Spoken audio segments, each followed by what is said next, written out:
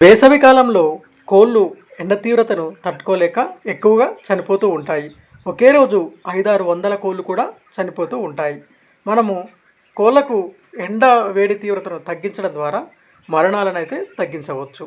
అయితే ఎండ తీవ్రత ఎక్కువగా ఉన్నప్పుడు కోళ్ళు ఏ విధంగా ఉంటాయో చూద్దాం.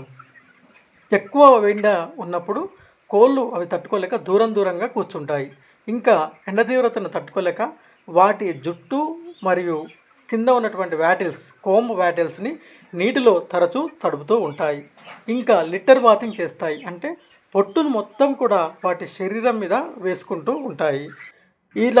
ఇటువంటి పరిస్థితులు ఉన్నప్పుడు అవి హీట్ స్ట్రెస్ బారిన పడే అవకాశం ఎక్కువగా ఉన్నట్లు గుర్తించాలి.